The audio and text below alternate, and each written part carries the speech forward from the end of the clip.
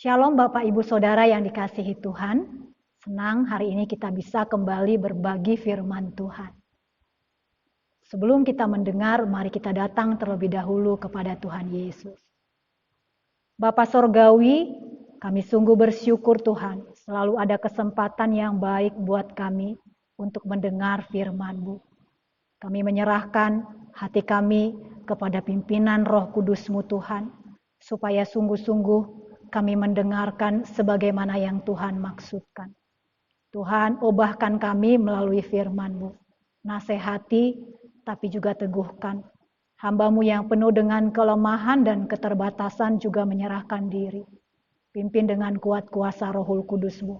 Berbicara atas nama Tuhan, menyampaikan isi hati-Mu. Terima kasih Tuhan, menyerahkan pemberitaan firman Tuhan di dalam nama Tuhan Yesus. Amin. Bapak Ibu Saudara, firman Tuhan hari ini terambil dari Matius 13 ayat 44 sampai ayat yang ke-46. Demikian firman Tuhan bagi kita semua. Hal kerajaan sorga itu seumpama harta yang terpendam di ladang yang ditemukan orang, lalu dipendamkannya lagi. Oleh sebab sukacitanya, pergilah ia menjual seluruh miliknya, lalu membeli ladang itu. Demikian pula hal kerajaan sorga itu, seumpama seorang pedagang yang mencari mutiara yang indah. Setelah ditemukannya mutiara yang sangat berharga, ia pun pergi menjual seluruh miliknya, lalu membeli mutiara itu. Saudara, pernahkah saudara melakukan hal yang bodoh, lalu kemudian setelah melakukannya saudara sadar dan menyesal? Oh saudara, saya pernah. Waktu itu saudara, waktu saya dan Pak Sahat merencanakan pernikahan, segala sesuatu kami persiapkan termasuk membeli cincin kawin, sudah. Gak mudah membelinya, kami harus menabung. Setelah tabungan kami cukup, maka kami membeli cincin kawin itu, saudara. Dan kami memutuskan untuk menikah di kampung halamannya Pak Sahat. Kami berangkat ke sana, saudara, naik bus. Cincin kawin itu yang milik Pak Sahat dia pegang, yang milik saya masukkan ke dalam amplop. Saudara, sepanjang perjalanan di bus itu saya mengalami mabuk perjalanan, pusing, dan juga muntah-muntah. Keadaan itu bukan saja membuat tubuh saya lemas, tetapi juga pikiran saya error, saudara. Ketika saya mau mengambil lap dari dalam tas, saudara, saya buka dan saya tidak sadar bahwa cincin itu yang ada di dalam amplop itu jatuh ke bawah kursi, saudara.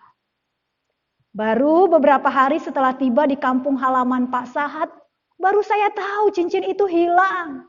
Dan saudara, berkali-kali saya mengutuki diri, Rin, bodoh bener kamu, barang berharga kok dibuang. Saudara, membuang barang yang sangat berharga, walaupun tanpa sengaja memang adalah satu kebodohan.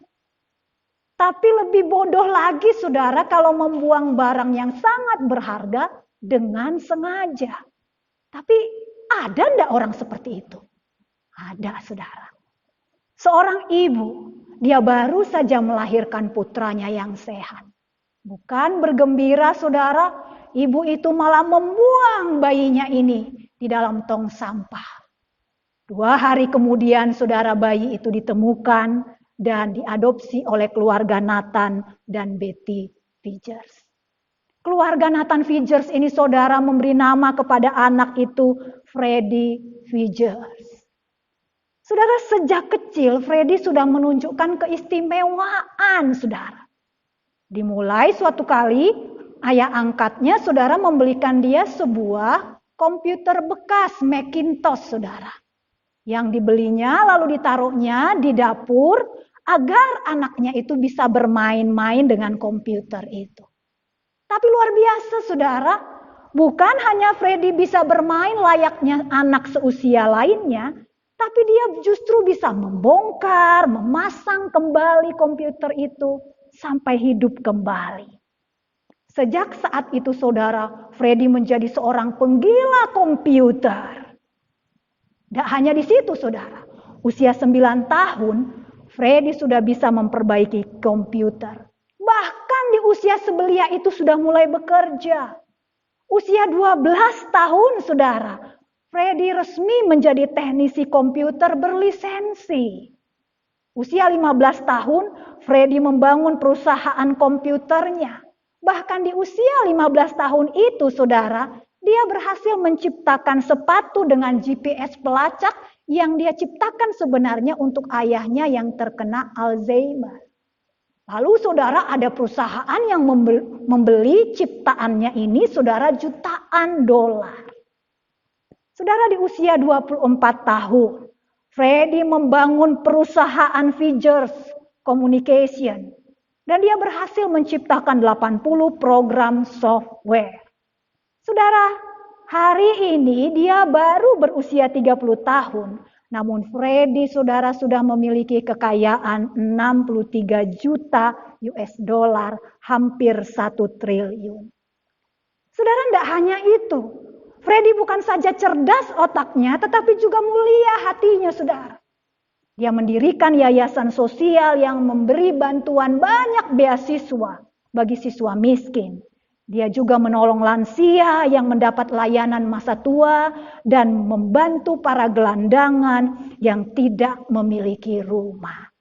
Oh saudara, betapa Freddy adalah seorang yang sangat berharga. Andai ibu kandungnya tahu bayi mungilnya waktu itu adalah seorang yang sangat istimewa, calon pemilik perusahaan besar, calon miliarder, saudara, saya yakin dia tidak akan membuangnya. Tapi saudara, kondisi bayi yang nampaknya lemah, tak berdaya dan menyusahkan, telah membutakan mata sang ibu akan harta terpendam yang dia miliki. Saudara, demikianlah pula dalam perjalanan hidup kita, engkau dan saya sebagai orang Kristen. Kenyataan pahit hidup ini, pergumulan panjang yang nampaknya tak berujung, harapan yang tidak sesuai kenyataan, atau saudara, kesuksesan dan ambisi hidup kita sering sekali membutakan mata kita akan harta yang paling berharga yang kita miliki, yaitu Yesus. Saudara, Tuhan Yesus mengumpamakan orang-orang seperti itu dengan berkata, hal kerajaan sorga itu seumpama harta yang terpendam di ladang. Saudara, ini kisah tentang seorang pria yang mungkin sudah ribuan kali bolak-balik melintasi ladang itu.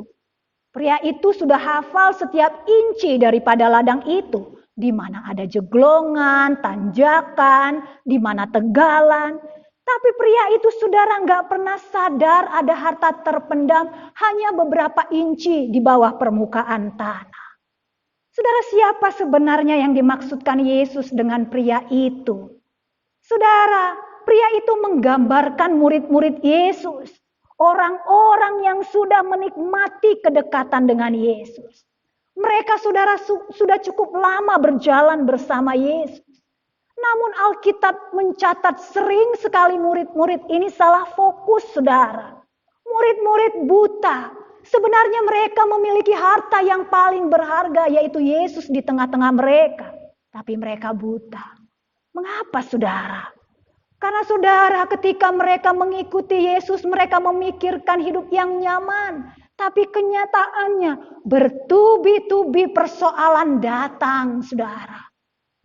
Sang guru mendapatkan hinaan, celaan dari ahli agama waktu itu, saudara. Saudara, terngiang di telinga murid-murid teriakan dari guru-guru agama Yahudi bahwa Yesus melanggar hukum Musa. Mereka musuh orang Yahudi. Dan dia juga, saudara, dituduh melakukan mukjizat-mukjizatnya dengan kuasa setan Beelzebul. Saudara, benar. Awalnya murid-murid mengaku Yesus sebagai Mesias. Tapi perlahan mereka mulai meragukannya. Saudara, memang murid-murid masih mengikuti Yesus. Tapi perlahan, saudara, mereka mulai kecewa. Ketika Yesus nampaknya muncul sebagai sosok yang lemah, diam saja, nggak melawan dan nggak melakukan apa-apa untuk menghadapi situasi konflik yang terjadi. Saudara, memang murid-muridnya masih mendengarkannya, tapi mereka mulai merendahkannya ketika nampaknya Yesus tidak sanggup memenuhi keinginan dan ambisi mereka. Saudara, kenyataan pahit hidup ini, ambisi dunia telah mengaburkan kilau cahaya Yesus sebagai harta yang paling berharga bagi murid-murid Yesus. Saudara, sudah berapa lama engkau dan saya menjadi orang Kristen? 5 tahun? 10 tahun? 30 tahun? Sudah berapa ratus atau ribuan minggu saudara kita ke gereja? Sudah berapa khotbah yang kita dengarkan sampai-sampai saudara kita muak mendengarkan khotbah? Saudara, tiap minggu kita mendengarkan tentang Yesus, tentang apa yang Dia lakukan kepada kita. Tahun demi tahun kita mendengarkannya. Tapi saudara, harus kita akui semakin sering kita mendengar tentang Yesus, semakin saudara kita buta akan roh dan kuasanya. Saudara, mendengar nama Yesus, kita merasa biasa saja. Tidak ada rasa hormat dan kagum mendengar nama itu, saudara. Ketika melihat pengorbanan Yesus di atas kayu salib, tidak ada lagi perasaan tergetar dan perasaan penuh ketidaklayakan. Kita merasa biasa saja, saudara. Perasaan kita sudah menjadi hambar. Saudara, engkau dan sayalah sebenarnya orang yang telah ratusan bahkan ribuan kali melintasi ladang, namun tidak sadar, yang kemudian membuat tanah itu menjadi keras, sehingga harta terpendam itu terkubur dari pandangan kita. Yesus menjadi harta terkubur, saudara, karena mata kita fokus dengan persoalan-persoalan hidup, air mata, kepedihan, kekecewaan yang seolah tidak berujung, saudara. Yesus menjadi harta tersembunyi bagimu dan bagiku. Kenapa? Karena mata kita berkabut oleh hawa nafsu kedagingan, mengejar kekayaan, mengejar ilmu, ambisi, dan kepuasan hidup duniawi. Saudara, seharusnya Yesus di antara kita, Dia adalah harta hikmat dan pengetahuan. Tetapi kedagingan kita telah membuat Yesus menjadi suatu kebodohan. Suatu kali, saudara, saya sedih mendapat berita dari mantan murid sekolah minggu saya. Waktu itu saudara, dia merencanakan akan menikah. Yang saya sedihkan bukan soal menikahnya, saudara, tapi keputusannya untuk meninggalkan Yesus itu memukul hati saya, saudara. Alasannya untuk berpindah keyakinan sepertinya masuk akal. Dia dibesarkan dari keluarga yang sangat kekurangan. Setamat SLTA, saudara, dia memutuskan untuk merantau ke Jakarta. Sebagai orang daerah, tidak mudah baginya tuh, saudara, untuk memulai hidup di Jakarta. Apalagi saudara tidak memiliki cukup keahlian. Berbulan-bulan dia harus pindah dari satu tempat ke tempat yang lain, masuk satu pekerjaan kasar ke pekerjaan kasar yang lain. Seringkali cuma makan 1 kali 1 hari dan bahkan mendapat perlakuan kasar dan hinaan dari orang-orang sekitar. Dia pernah bercerita kepada saya, "Kak, saya pernah loh dikejar polisi lalu digebukin. Karena saya nggak pakai helm, saya dikira jambret." Oh, saudara, benarlah ungkapan, kejamnya ibu tiri tidak sekejam ibu kota. Hampir saja saudara dia menyerah dan pulang kampung. Sampai kemudian saudara dia bertemu dengan satu keluarga yang baik hati dan mau menampungnya. Bahkan keluarga ini mencarikan pekerjaan yang lebih layak kepadanya, saudara. Hidupnya berubah, ekonominya pun terus membaik. Entah karena cinta atau balas jasa, kemudian pemuda ini menikahi anak perempuan keluarga itu dan memutuskan untuk berpindah keyakinan meninggalkan Yesus. Saudara, beberapa minggu sebelum dia menikah, saya sempat berkomunikasi kepada dia dan saya mengingatkannya, saudara, jangan kamu membuang harta yang paling berharga karena pernikahan. Tapi apa jawabnya saudara? Dia malah marah dan dia berkata, apa urusanmu? Kemana kamu waktu aku gak punya uang? Kemana kamu waktu aku gak punya kerja? Ini hidupku, ini urusanku. Saudara, ketika fokus hidup kita adalah ambisi dan hawa nafsu, jangan berharap kita bisa menemukan harta terpendam itu. Ketika kesulitan dan persoalan hidup mulai mengaburkan mata kita, jangan kita berharap melihat kemilau harta terpendam itu. Harta yang berharga itu saudara tersembunyi bukan karena Allah yang menyembunyikannya, tapi karena engkau dan saya sendirilah yang sudah menguburnya. Lalu saudara, siapakah yang akan memperoleh harta yang terpendam itu? Saudara, harta yang berharga itu akan diberikan kepada yang menghargainya lebih dari segalanya. Ada dua jenis orang dalam perumpamaan Yesus. Yang pertama, seorang laki-laki yang ada di ladang. Dikatakan saudara, hal kerajaan sorga itu seumpama harta yang terpendam di ladang yang ditemukan orang lalu dipendamkannya lagi. Oleh sebab sukacitanya, pergilah ia menjual seluruh miliknya lalu membeli ladang itu. Laki-laki ini menemukan harta terpendam itu secara tidak sengaja, saudara. Lu kok bisa? Saudara, pada zaman Yesus belum ada bank tempat penyimpanan harta seperti sekarang ini. Maka pada masa itu, saudara, lazim orang-orang menyimpan harta karunnya di suatu tempat yang dianggap aman. Kadang di dalam tanah, di bawah pohon, di balik batu, atau di dalam gua-gua. Karena kalau disimpan di rumah, saudara nggak aman. Bisa diambil pencuri atau dijarah oleh tentara asing yang menyerang daerah mereka. Tapi saudara, seringkali pemilik harta itu keburu meninggal, saudara, karena berbagai sebab sebelum sempat memberitahukan di mana penyembunyian hartanya. Maka tak jarang orang menemukan harta yang terpendam itu. Ada tumpukan koin, ada permata yang disimpan dalam wadah tembikar. Dan ketika orang menemukannya, oh saudara, dia pasti akan kaya raya. Saudara, dalam kisah Yesus, laki-laki ini menemukan harta karun yang selama ini tersembunyi. Mungkin saudara ketika dia mencangkul, atau mungkin saudara karena terkikis oleh air sehingga peti harta karun itu nampak. Tidak jelas. Tapi yang pasti, ketika laki-laki itu saudara menemukan harta itu, dia begitu sangat bersuka cita, saudara. Kemudian dia pulang, dia menjual semua yang dia miliki, saudara. Dia menjual rumahnya mungkin yang belum selesai kreditnya.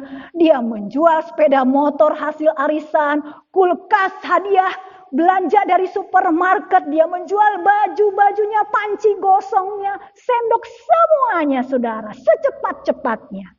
Lalu kembali untuk membeli ladang itu. Dia nggak merasa rugi, saudara, menjual semuanya. Karena dia tahu harta karun itu akan membuatnya kaya seumur hidup. Saudara, perumpamaan yang kedua, seorang pedagang mutiara. Dikatakan saudara, demikianlah pula hal kerajaan sorga itu seumpama seorang pedagang yang mencari mutiara yang indah. Setelah ditemukannya mutiara yang sangat berharga, ia pun pergi menjual seluruh miliknya lalu membeli mutiara itu. Kalau dalam perumpamaan yang pertama, pria itu miskin. Tapi yang kedua, ini adalah pedagang kaya, saudara, grosir. Dia adalah pedagang mutiara. Saudara, dia ini khusus mencari mutiara-mutiara yang sangat bagus, yang nanti akan dijualnya kembali ke pengecer. Jadi tidak diragukan lagi, saudara. Orang ini sudah biasa menghabiskan, tapi juga menerima uang dalam jumlah yang sangat besar. Saudara, mutiara pada zaman Yesus itu sangat mahal harganya. Karena pada masa itu mutiara tidak dibudidayakan seperti sekarang. Saudara, untuk menemukan mutiara yang sangat berharga, orang harus menyelam ke dalam laut, saudara. Satu mutiara yang bagus bisa dihargai ratusan miliar, bahkan triliunan. Saudara, pedagang itu ahli dalam hal mutiara. Dan sebenarnya dia pun memiliki mutiara yang lain. Tapi ketika dia menemukan satu mutiara yang paling berharga, dia menjual semua asetnya, saudara. Perusahaannya, saham-saham yang dia miliki, saudara. Deposito di banknya sampai sen yang terakhir dijual secepat-cepatnya. Lalu kembali untuk membeli mutiara itu sebelum keduluan orang lain. Saudara, dia tidak keberatan kehilangan segala sesuatu. Kenapa, saudara? Karena keuntungan mendapat satu mutiara itu jauh lebih besar dari semua harta yang dia miliki. Saudara, memang keduanya mendapatkan harta itu dengan cara yang berbeda. Yang pertama, secara kebetulan. Yang kedua, harus berjuang mencarinya sekuat tenaga, saudara. Tapi ada kesamaan dari dua orang itu. Mereka sama-sama menyadari betapa berharganya apa yang mereka temukan. Mereka sama-sama bertekad dengan semangat untuk dapat memilikinya. Mereka, saudara, dengan sukacita menjual semua yang mereka miliki untuk memastikan memiliki barang yang berharga itu. Mengapa, saudara? Karena mereka berdua melihat penemuan harta berharga itu mengubah kehidupan mereka. Saudara, harta terpendam itu, mutiara berharga itu sebenarnya adalah Yesus Kristus. Sebagian orang, saudara, menemukan dia secara kebetulan. Lahir sudah menjadi orang Kristen, menikah dengan orang Kristen. Tapi sebagian yang lain, saudara, juga harus berjuang seumur hidup mereka. Saudara, tidak peduli bagaimana caranya engkau dan saya berjumpa dengan Yesus. Yang penting, saudara, Yesus adalah penemuan harta karun yang sangat berharga itu. Yesus harta yang paling berharga karena hanya Yesus, saudara, yang dapat mengubah hidupmu dan mengubah hidupku. Saudara, dia harta yang berharga karena dia mengganti kemiskinan terdalam kita dengan cara membayar hutang-hutang dosa kita, lunas dengan darahnya, saudara. Dia rela menjadi miskin supaya engkau dan saya menjadi kaya. Saudara, memiliki Yesus berarti aman di tangan Sang Pemilik segala-galanya. Dia pencipta, dia pemelihara, dia penopang dunia ini, saudara. Segala sesuatu ada di dalam kedaulatannya, saudara. Kalau dia membuka, tidak ada seorang pun yang dapat menutup. Tapi kalau dia menutup, tidak ada seorang pun yang dapat membuka. Saudara, semua harta duniawi kita suatu saat akan meninggalkan kita. Suami, istri, anak, harta benda termahal sekalipun. Tapi tidak dengan Yesus, saudara. Yesus tidak akan pernah, sekali lagi, Yesus tidak akan pernah meninggalkan kita sampai kepada kekekalan. Baik maut maupun hidup, malaikat maupun pemerintahan, segala yang di atas maupun yang di bawah, makhluk lain, saudara, apapun itu, tidak ada yang bisa memisahkan kita dari kasih Allah yang ada di dalam Kristus Yesus. Tapi, saudara, sangat ironis, engkau dan saya lebih sering memilih mutiara yang palsu daripada yang asli. Sayang sekali, saudara, kita lebih tertarik kepada cahaya kemilau imitasi murah daripada emas murni. Kita rela, saudara, membanting tulang, mencurahkan seluruh kemampuan terbaik untuk mendapatkan harta yang sifatnya sementara, tapi dengan mudah melepaskan harta kekal. Saudara, kita rela berjibaku untuk hidup yang hanya 80 atau 90 tahun ini. Tapi kita tidak menghiraukan hidup yang selama-lamanya. Saudara, harta paling berharga hanya diberikan kepada mereka yang menghargainya lebih dari apapun. Ini saudara seperti seorang anak kecil miskin yang masuk ke toko mainan. Lalu ingin sekali mendapatkan saudara tapi tidak mampu. Lalu sepemilik toko mengamatinya dan memanggil anak itu. Nak, kamu mau mainan di tempat ini? Iya, tapi aku tidak punya uang. Nak, kamu dapat memiliki yang paling mahal dan paling baik dari mainan ini. Cuman ada satu syarat. Kamu menginginkannya lebih dari apapun juga. Saudara, bagi pencari harta karun, penemuan itu mengubah perspektifnya secara radikal tentang nilai harta yang mereka miliki. Tiba-tiba saudara, semua barang miliknya, kepunyaannya terlihat murahan dan receh tak bernilai. Saudara, ketika orang berjumpa dengan Yesus, semua yang kita miliki itu sebenarnya nampaknya receh, murahan, tak bernilai. Karena Yesuslah harta yang terbesar itu. Inilah juga yang dikatakan saudara oleh Paulus. Dia ini seorang hebat menurut ukuran dunia. Keturunan ningrat, ulama besar saudara. Seorang yang dihormati. Namun Paulus saudara berkata ketika dia berjumpa dengan Yesus. Tetapi apa yang dahulu merupakan keuntungan bagiku. Sekarang kuanggap rugi karena Kristus.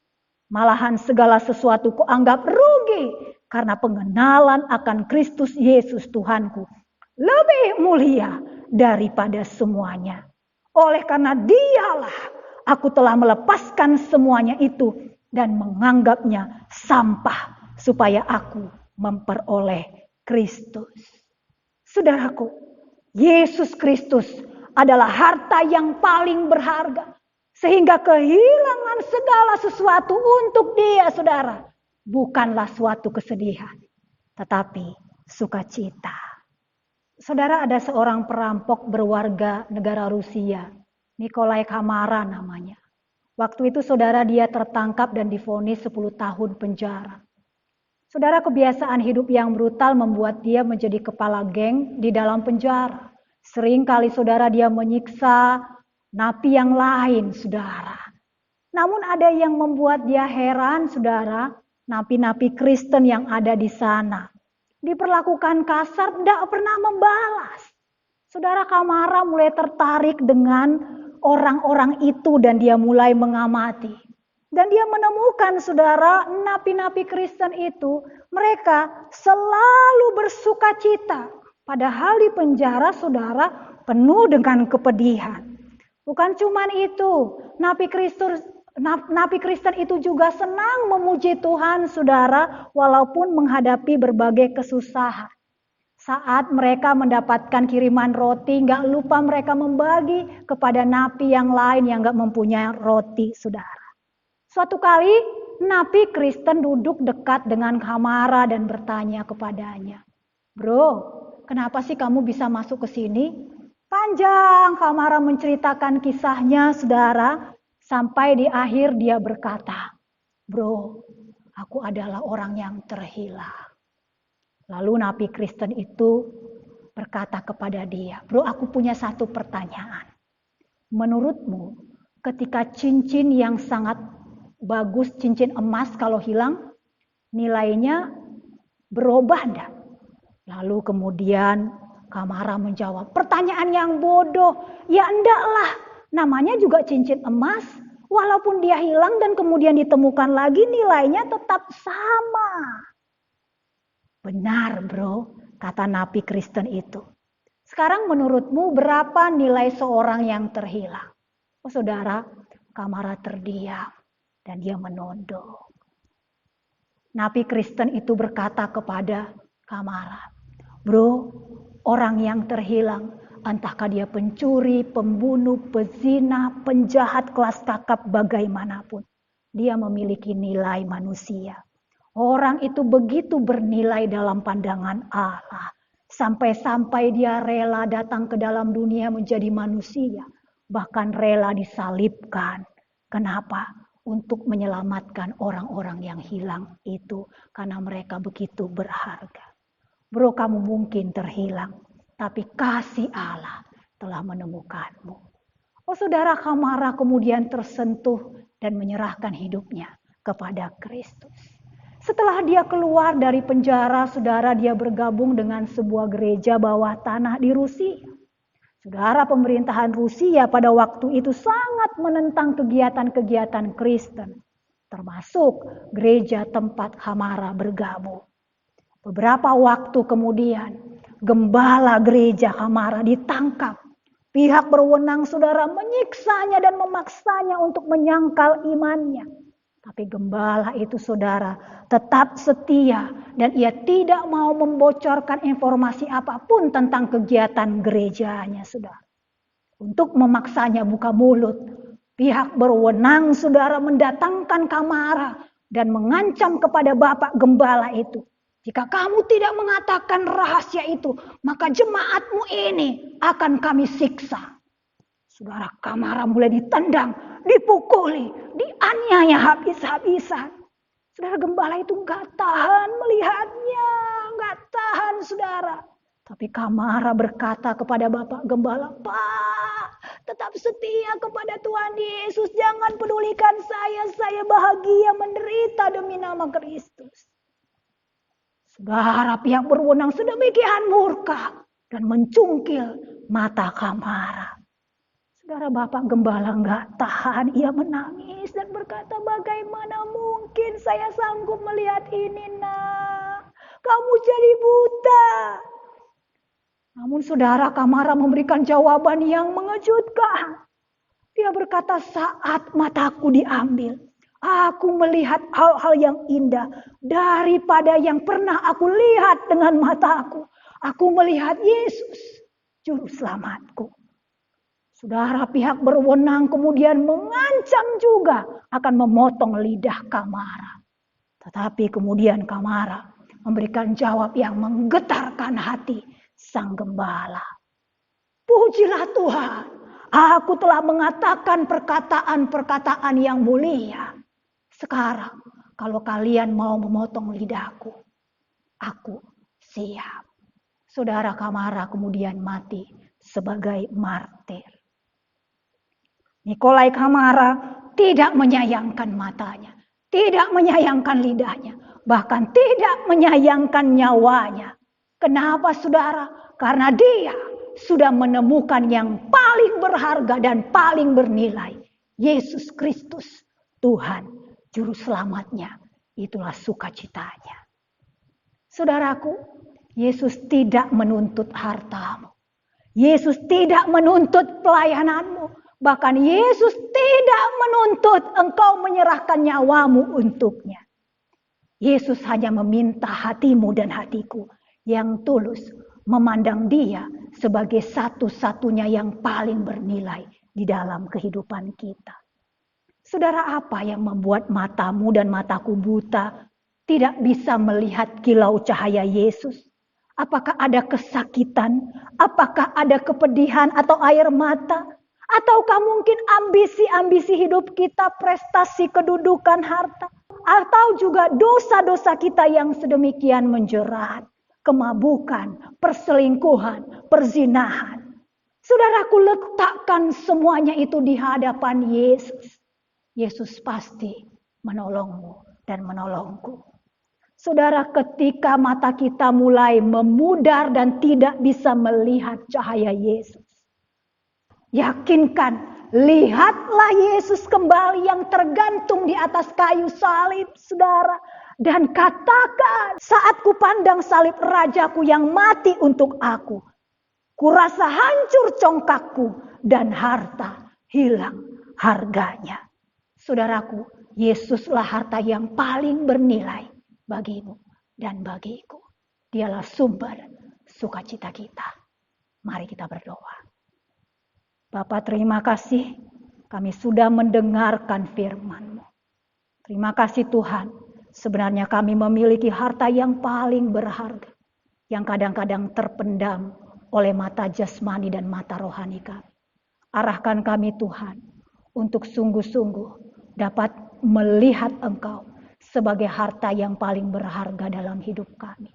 Kami berjalan bersamamu seumur hidup kami. Bahkan suatu ketika Engkau meminta kami Tuhan untuk melepaskan segala sesuatu yang kami miliki di dunia ini, kami merelakannya karena kami sudah berjumpa dengan harta yang paling bernilai, yaitu Engkau Yesus. Terima kasih Bapa, di dalam nama Tuhan Yesus kami berdoa. Amin.